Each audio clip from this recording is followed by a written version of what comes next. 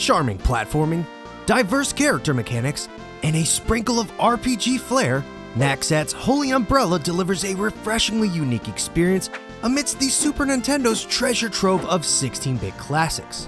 And while it may not keep its head dry at all times, with the occasional slip-up along the way, its endearing qualities more than make up for its missteps, leading to an excellent and rambunctious outing on the Super Nintendo. Taking on the role of a young boy simply trying to make it to school during a storm, you discover a strange umbrella, and are suddenly whisked away to a mysterious world under siege where the sinister Dondera army is on a mission to break the legendary seal, kidnap the princess, and plunge the realm into chaos. Now with your enchanted umbrella in hand, it's up to you to thwart their plans and restore peace to the kingdom.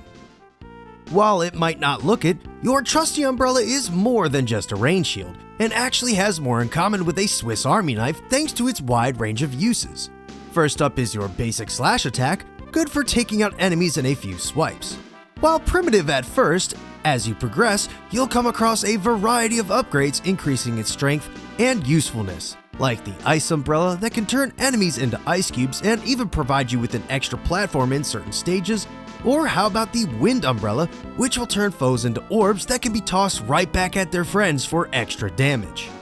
However, your umbrella isn't just for smashing baddies, it also comes in handy for traversing levels, as you can hook onto rings and swing about like Bionic Commando. That said, the hook mechanic is kind of finicky, and in many instances I found myself passing through the rings if I wasn't in just the right spot. But it is a quirk that you adapt to over time. And of course, what would an umbrella be without the ability to glide? True to form, it lets you gently float across spike pits and wide gaps, giving the platforming sections a light and whimsical feel. But the adventure doesn't stop with just your umbrella. Along the way, you'll meet a handful of helpful allies, each bringing their own unique abilities that complement yours. Bonto, for example, can double jump to access high platforms, while Saki adds agility with her wall jump and slide, opening up new ways to navigate the terrain. Naturally, all of this works its way into the wondrous platforming, as both levels and boss fights are cleverly built around these mechanics, keeping each stage fresh and encouraging you to experiment with the tools at your disposal, as characters can be swapped on the fly. Heading into the Enchanted Kingdom, you'll guide our heroes through a plethora of whimsical quests. Whether it's parading through the meadows of Thurgical City to rescue a revered master, scaling a towering waterfall in search of a cure for a widespread paralysis outbreak, or exploring the depths of the royal tomb in pursuit of the legendary rainbow crystal needed to stop the Emperor, the game keeps the adventure fresh with imaginative scenarios and vibrant locales. Though most of these quests are carried out at a brisk pace, as levels maintain a straightforward, linear progression with the occasional side path, but rarely diverge from the main route. While it's a structure that keeps the game moving, it comes at the cost of certain levels leaving much to be desired, as some stages are almost entirely devoid of enemies, while others last a single screen and can be taken out in less than a minute. Nevertheless, the game packs in a solid variety of stages, many of which are larger in scale, and with the game's 4 to 6 hour runtime, it's clearly not short of content. Especially since Holy Umbrella breaks up the monotony between levels with towns straight out of your typical RPG, equipped with inns and item shops for you to spend your money at, the occasional well-hidden secret, and a colorful cast of NPCs offering up some amusing dialogue and various quest lines to further the story, which deserves special mention thanks to its witty, tongue-in-cheek writing.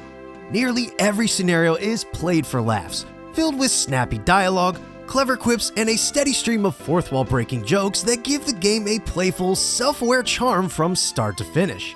A personal highlight for me comes when Emperor Dondera, the game's main villain, unexpectedly joins your party after he and the heroes are all swallowed by a giant whale thanks to the brilliant planning of his idiot underlings.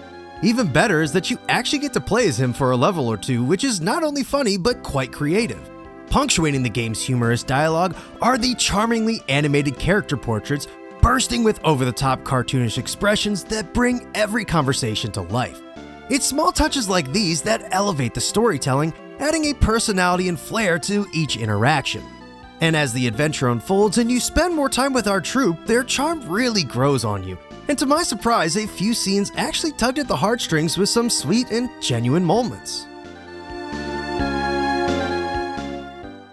That same personality and charm also carries over into the visuals, with graphics that are as endearing as they are expressive, perfectly capturing that cartoonish anime blend instantly evocative of the Super Nintendo.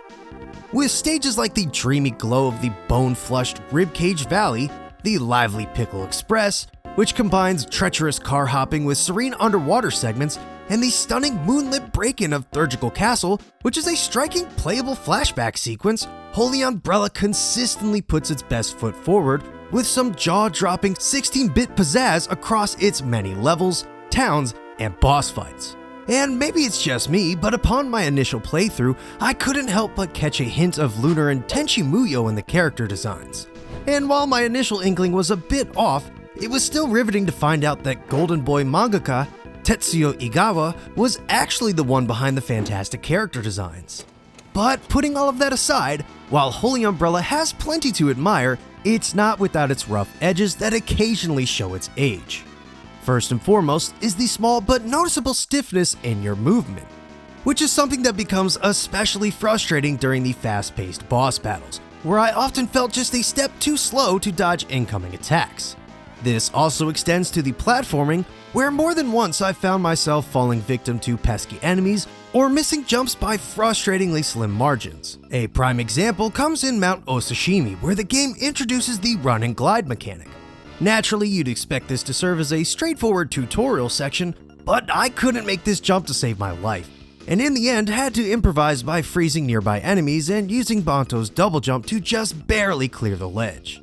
Circling back to the boss fights, they're surprisingly hard to nail down with your leisurely shuffle, especially in the late game as enemies get stronger and can wipe out your party in 3 or 4 hits, so hopefully you're well adjusted to those stiff controls and have stocked up on potions, as on top of them being tricky, battles can be rather tedious and sometimes overstay their welcome.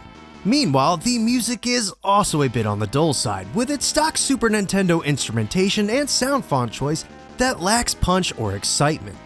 That's not to say it's bad, but aside from the odd track here or there, the frequently reused themes that score this brilliant adventure don't quite elevate the experience like some of Naxat's other titles. Despite its flaws, Holy Umbrella delivers an undeniably charming experience, with its quirky but enjoyable gameplay, striking and expressive visuals, a colorful cast of characters each with their own unique gimmicks, and a story that manages to be both funny and unexpectedly heartfelt while also boldly blending elements of platformers and RPGs into a creative genre mashup that in many ways feels ahead of its time. And while it's not always consistent, as bosses and levels vary in quality, the game constantly introduces some new and interesting item just ready to shake things up and refresh the gameplay, making Holy Umbrella one of those Super Nintendo games you just have to play.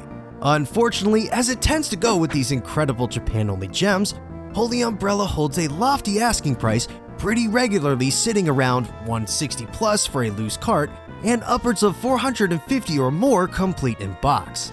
And for as much as I genuinely loved this game, flaws and all, the barrier for entry is just too tall of an ask for me to recommend anyone paying that much. Thankfully, the fan translation is easy enough to find online, as are reproduction cards. And with this game's charm heavily relying on its story, that's easily the best way to go about enjoying this incredible Super Famicom adventure. So next time you're in need of a perfect summer afternoon game, I highly recommend you grab your trusty umbrella and give Holy Umbrella a shot. Hey, thanks for watching. If you like this episode, consider checking out these other videos right here, or even subscribing. Also, if you'd like to throw me a couple of bucks, you can support the show on Patreon.